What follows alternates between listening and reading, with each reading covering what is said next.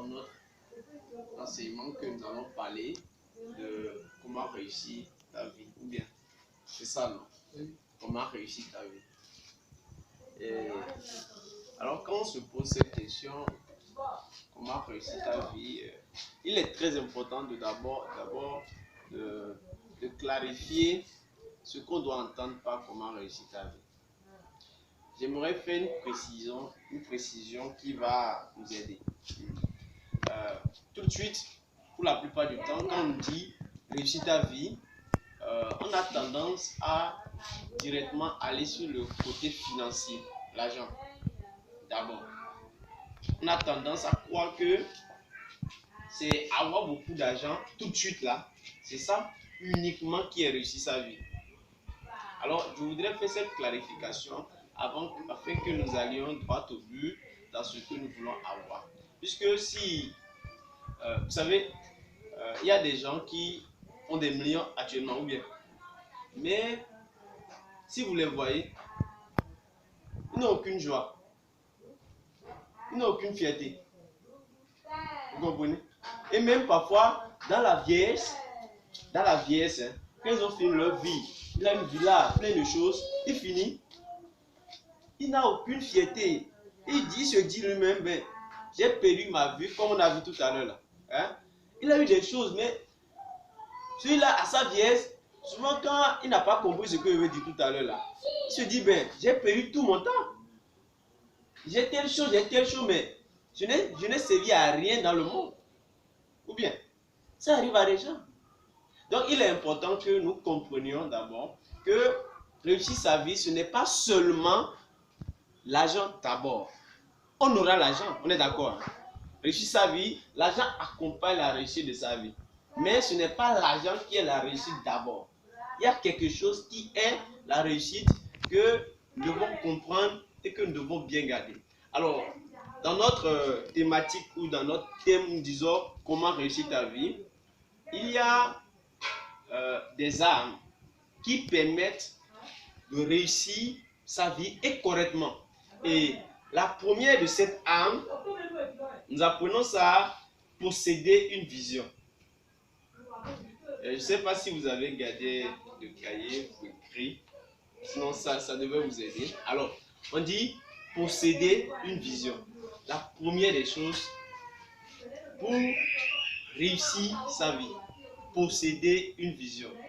En fond, on pourra dire enido nunyaulide, enido mimo, dos bemetou, posséder une vision. Ça, c'est plus qu'important. Vous savez, quand tu es dans le monde et que tu es là comme tout le monde et que tu n'as même pas la vision de ta vie, c'est comme si tu es un aveugle. Vous avez souvent les aveugles là. Il est là. On lui tient la main. Ou bien, les aveugles, on les tient la main souvent. Ou bien, alors on lui tient la main. Lui, ses yeux sont toujours fermés. Ou bien, quand on lui prend la main là, on l'amène. Là où on l'amène là, est-ce qu'il voit ça? Non. Il ne voit pas, non. Quand on le ramène, il ne sait pas où il va. On dit c'est dans la chambre. On l'amène. Si on l'a amené quelque part d'autre, on dit c'est la chambre. Lui va croire que c'est sa chambre, non. Ou bien, parce que quoi, il ne...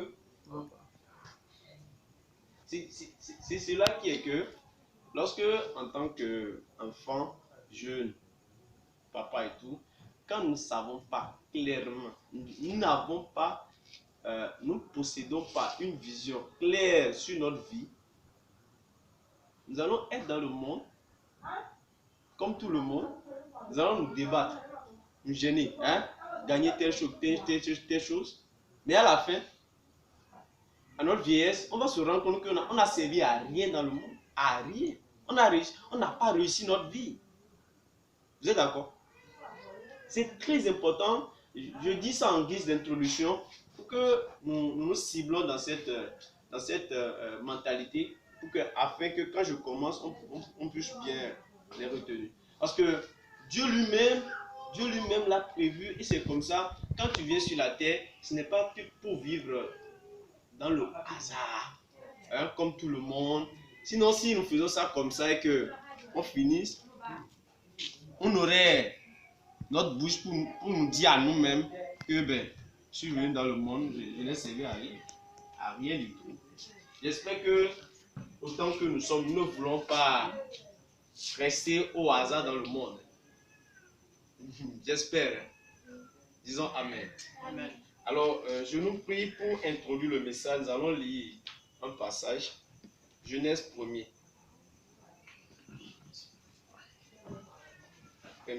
Genèse 1er.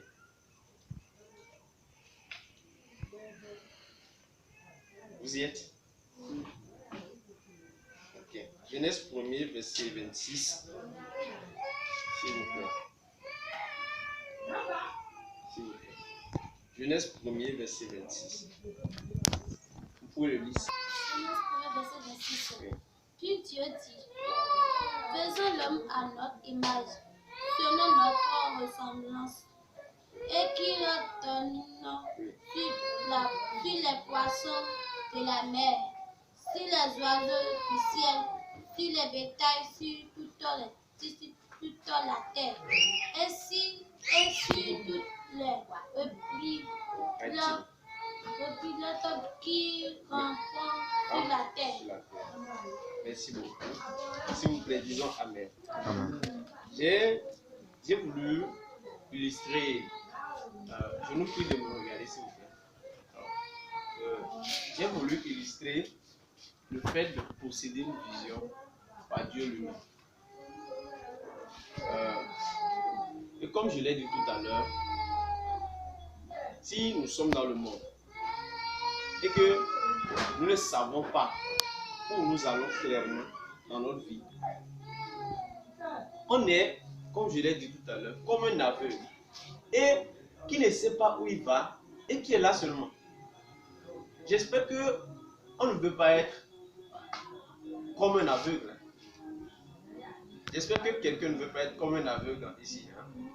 Parce que là, c'est dit que quand tu ne sais pas où tu vas dans ta vie, finalement, tu vas te gêner, te hasarder, comme on l'a dit tout à l'heure dans l'interview, tu vas te hasarder tout, mais à la fin, tu dis, mais je ne sais bien.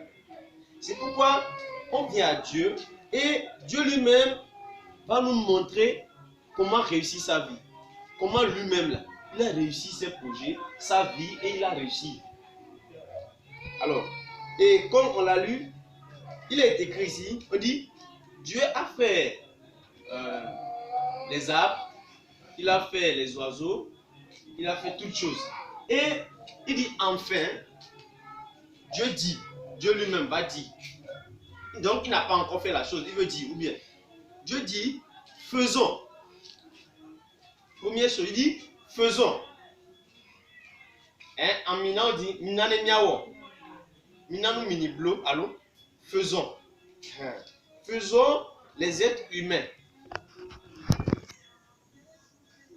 Qu'ils soient comme une image de nous. Faisons l'homme à notre image, à notre ressemblance.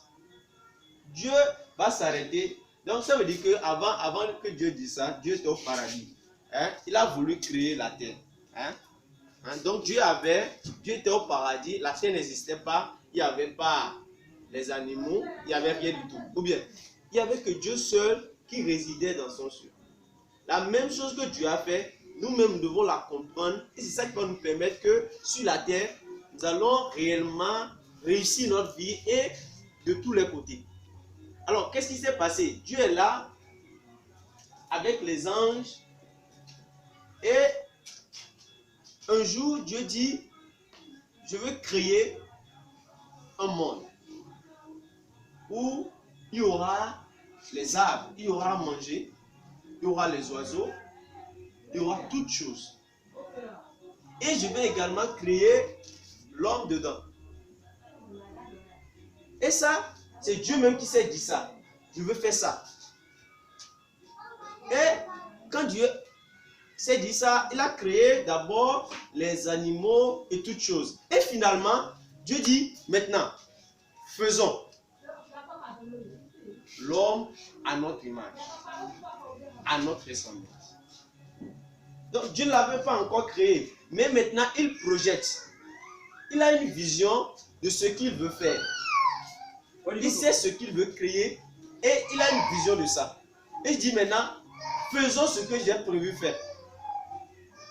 C'est ça qui a permis à Dieu que de créer réellement la terre et de créer les hommes.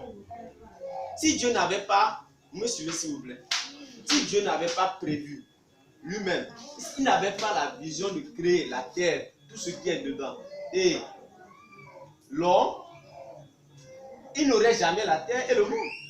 Ça n'allait jamais exister. Donc si Dieu a pu réussir ce qu'il lui-même a prévu, c'est parce qu'il avait la vision de ce qu'il voulait faire. Il savait ce qu'il voulait faire. Ou bien, mais Dieu, ce n'est pas la magie qui a fait que nous sommes là, ou bien. Dieu l'a prévu. C'est pourquoi il a dit faisons. Cela veut dire pour nous-mêmes d'abord, dans notre vie personnelle, si réellement nous voulons réussir notre vie, il faudrait forcément qu'on soit éclairé sur ce que nous voulons faire sur cette terre. C'est très important. Tant que nous n'allons pas, chacun ne va pas être bien fixé sur ça, l'Ecclésiaste va dire que tout est, comment on appelle, des vagues, on perd du temps.